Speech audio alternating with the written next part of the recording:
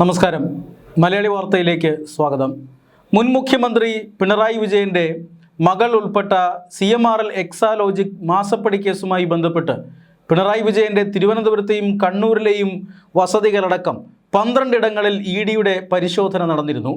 EDയുടെ ഈ റെയ്ഡിനെതിരെ സംസ്ഥാന വ്യാപകമായി വലിയ പ്രതിഷേധമാണ് അന്ന് ഉയർന്നത്. മുൻ മുഖ്യമന്ത്രി പിണറായി വിജയൻ്റെ വീടിന് മുന്നിൽ നടന്ന വലിയ പ്രതിഷേധം പിന്നീട് അക്രമാസക്തമാകുന്നത് നമ്മൾ കണ്ടതാണ്. അതായത് പിണറായി വിജയൻ്റെ വീട്ടിൽ പരിശോധനയ്ക്കെത്തിയ റെയ്ഡ് പൂർത്തിയാക്കി പുറത്തേക്ക് പോയ ED ഉദ്യോഗസ്ഥരെ CPM പ്രവർത്തകർ ആക്രമിക്കുകയായിരുന്നു. CPM നേതാക്കളുടെ ആഹ്വാനമനുസരിച്ചാണ് ഇത്തരത്തിലുള്ള ആക്രമണം നടന്നത് എന്ന ആരോപണമുണ്ട്.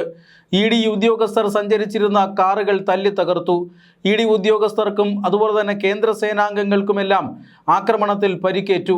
കല്ലുകൊണ്ടും അതുപോലെ തന്നെ കമ്പിവടികൾ കൊണ്ടും അതോടൊപ്പം തന്നെ ഹെൽമറ്റ് കൊണ്ടുമെല്ലാം ഈ ED ഉദ്യോഗസ്ഥരെയും കേന്ദ്രസേനാ ഉദ്യോഗസ്ഥരെയുമെല്ലാം CPM പ്രവർത്തകർ ആക്രമിച്ചു. അതീവ ഗുരുതരമായ ഒരു കുറ്റകൃത്യമാണ് അന്ന് തിരുവനന്തപുരത്ത് നടന്നത്. കേന്ദ്രസേന അവരുടെ ദൗത്യം നിർവഹിക്കുന്നതിനിടയിൽ അവരെ ആക്രമിക്കുക എന്ന് പറഞ്ഞാൽ അത് വലിയ ഗുരുതരമായ കുറ്റകൃത്യമാണ്.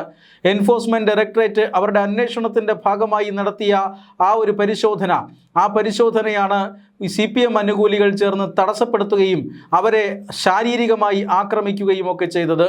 പിന്നീട് ഈ കേസിൽ നിർണായകമായ ചില തീരുമാനങ്ങൾ ഉണ്ടാകുന്നത് നമ്മൾ കണ്ടതാണ്. എൻഫോഴ്സ്മെൻറ്റ് ഡയറക്ടറേറ്റ് അന്വേഷണത്തിൽ തൃപ്തിയില്ല എന്ന് അറിയിച്ചിരുന്നു. അതിനെ തുടർന്ന് ഈ പ്രത്യേക അന്വേഷണ സംഘത്തിന് സംസ്ഥാന സർക്കാർ രൂപം നൽകുകയായിരുന്നു. പ്രത്യേക അന്വേഷണ സംഘം ഇപ്പോൾ ജയിലിൽ കിടക്കുന്ന 26 പേരെയും ചോദ്യം ചെയ്യുമെന്നും ഇതിന് പിന്നിൽ പ്രവർത്തിച്ച ഗൂഢാലോചനക്കാരെ ഉടൻ അറസ്റ്റ് ചെയ്യുമെന്നും ഒക്കെ അന്ന് അറിയിപ്പുണ്ടായിരുന്നു. എന്നാൽ പിന്നീട് EDയെ ആക്രമിച്ച കേസിൽ അന്വേഷണം തണുക്കുന്നതാണ് നമ്മൾ കാണുന്നത്. UDFും LDFും തമ്മിലുണ്ടാക്കിയ ഒരു ധാരണ പ്രകാരമാണോ ഇത്തരത്തിൽ അന്വേഷണം തണുക്കുന്നത് എന്ന ചോദ്യം ഉയർന്നിരുന്നു. മാത്രമല്ല EDയുടെ ആവശ്യപ്രകാരം ഇതൊരു ഗൂഢാലോചനയാണെന്നും നേതാക്കന്മാർ അണികളെ ഈ അക്രമം നടന്ന സ്ഥലത്തേക്ക് വിവിധ വാട്സാപ്പ് ഗ്രൂപ്പുകളിലൂടെ ആഹ്വാനം നൽകി വിളിച്ചു വരുത്തുകയായിരുന്നുവെന്നും അക്രമത്തിന് പ്രേരിപ്പിക്കുകയായിരുന്നുവെന്നുമാണ് ED വിശ്വസിക്കുന്നത്. ഇത് സംസ്ഥാന പോലീസിനെ അറിയിച്ചിട്ടുണ്ട്. പക്ഷേ ഇതുവരെയും ഗൂഢാലോചന നടത്തിയ ഉന്നത CPM നേതാക്കൾക്കെതിരെ യാതൊരു നടപടിയും കേരള പോലീസ് സ്വീകരിച്ചിട്ടില്ല.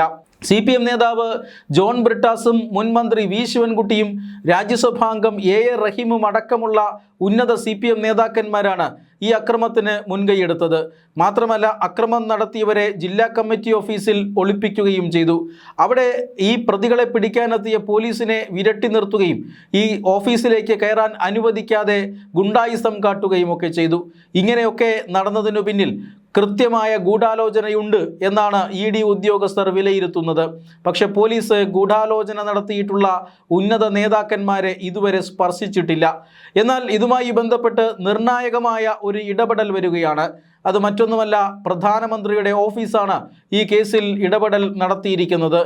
കേരളത്തിൽ നിന്ന് ലഭിച്ച ഒരു പരാതിയുടെ അടിസ്ഥാനത്തിലാണ് പ്രധാനമന്ത്രിയുടെ ഓഫീസ് EDയെ ആക്രമിച്ച കേസിൽ ഇടപെട്ടിരിക്കുന്നത്. കേരളത്തിലെ യുവമോർച്ച സംസ്ഥാന ഉപാധ്യക്ഷൻ K ഷിജിലാണ് പ്രധാനമന്ത്രിക്ക് ഇത് സംബന്ധിച്ച പരാതി നൽകിയത്. ഈ പരാതി തുടർ നടപടികൾ സ്വീകരിക്കാനായി കേരള മുഖ്യമന്ത്രിയുടെ ഓഫീസിലേക്ക് പ്രധാനമന്ത്രിയുടെ ഓഫീസ് കൈമാറിയിരിക്കുന്നു.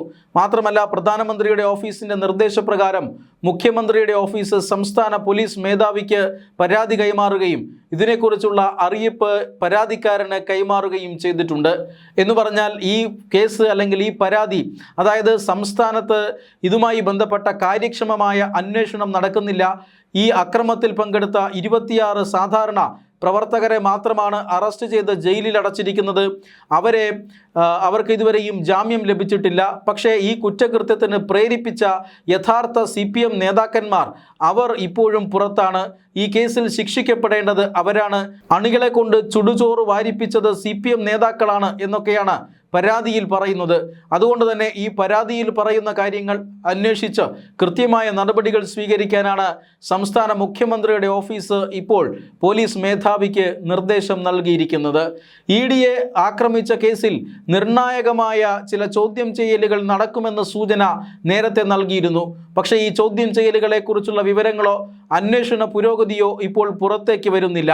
തീർച്ചയായും അന്വേഷണ സംഘം ഇക്കാര്യത്തിൽ CPM നേതാക്കൾക്ക് അനുകൂലമായ നടപടി സ്വീകരിക്കുന്നു എന്ന ആരോപണം ഉയരാൻ ഏറ്റവും പ്രധാനപ്പെട്ട കാരണം അതുതന്നെയാണ്.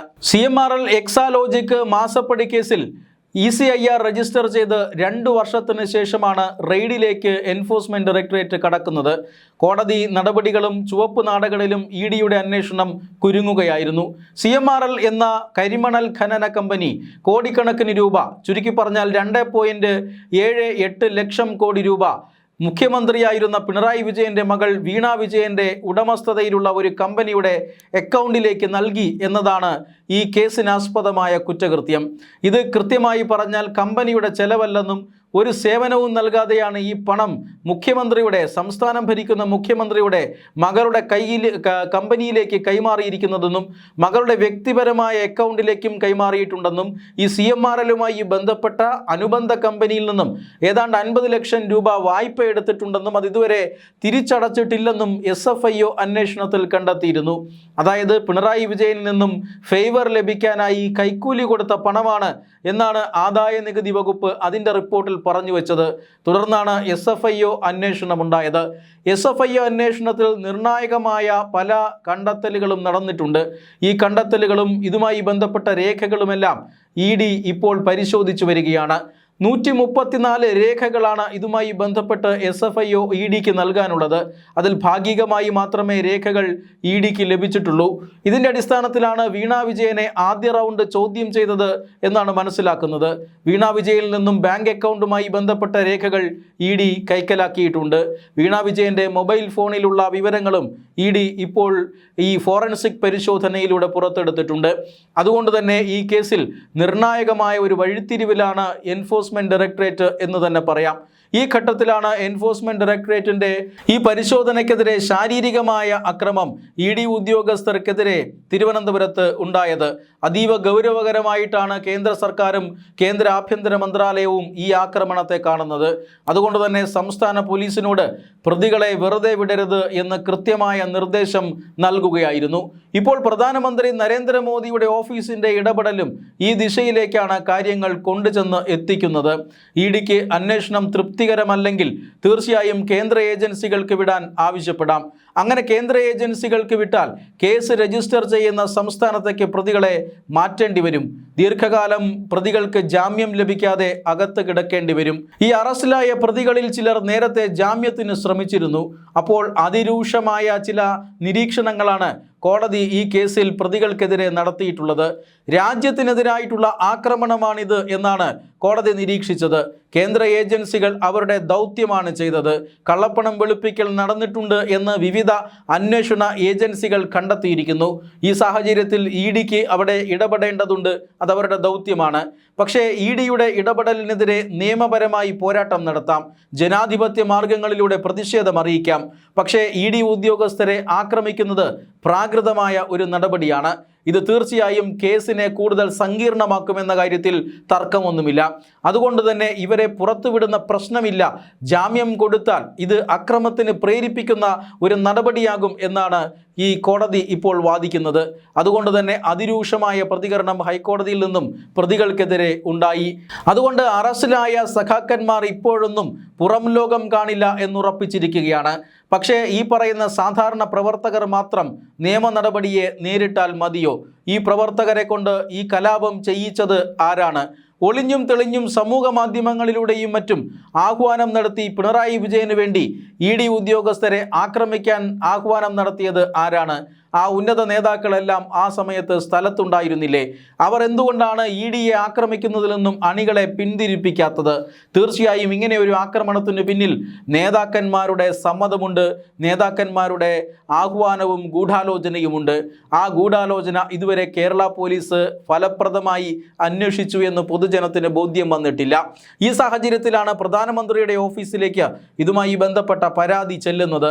പ്രധാനമന്ത്രിയുടെ ഓഫീസ് ഇത് മുഖ്യമന്ത്രി മുഖ്യമന്ത്രിയുടെ ഓഫീസിലേക്ക് കൈമാറിയെങ്കിലും പ്രതികൾക്ക് ആശ്വസിക്കാൻ വകയില്ല. കാരണം മുഖ്യമന്ത്രിയുടെ ഓഫീസിൽ നിൽക്കുന്ന കാര്യമല്ല ഇത്.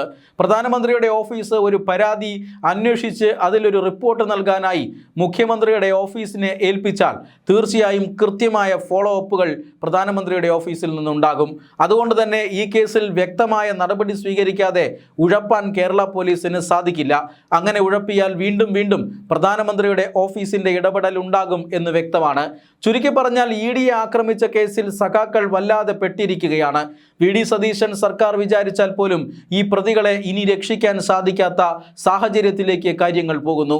സംസ്ഥാന പോലീസ് ഏതെങ്കിലും തരത്തിൽ അന്വേഷണം ഉഴപ്പിയാൽ കേന്ദ്രത്തിൽ പിടിവള്ളി വേണം എന്ന ആഗ്രഹത്തോടു കൂടിയാണ് കേന്ദ്ര സർക്കാർ ഇപ്പോൾ ഇതിനെതിരെ കേസുകൾ രജിസ്റ്റർ ചെയ്തിരിക്കുന്നത്. മാത്രമല്ല, സംസ്ഥാനത്ത് നടക്കുന്ന നിയമ നടപടികളെ അവർ സസൂക്ഷ്മം നിരീക്ഷിക്കുകയുമാണ്. നേരത്തെ കേന്ദ്ര ആഭ്യന്തര മന്ത്രാലയത്തിന്റെ നേതൃത്വത്തിൽ ഇന്റലിജൻസ് ബ്യൂറോ ഈ സംഭവവുമായി ബന്ധപ്പെട്ട അന്വേഷണത്തിനായി കേരളത്തിലുണ്ടായിരുന്നു. അവരുടെ കൂടി ആവശ്യമനുസരിച്ചിട്ടാണ് SIT സംഘത്തിന് സംസ്ഥാന സർക്കാർ രൂപം നൽകിയത്. എന്നാൽ SITക്കും ഉഴപ്പാൻ സാധിക്കില്ല എന്നാണ് ഇപ്പോൾ പ്രധാനമന്ത്രിയുടെ ഓഫീസിന്റെ ഇടപെടൽ നൽകുന്ന സൂചന.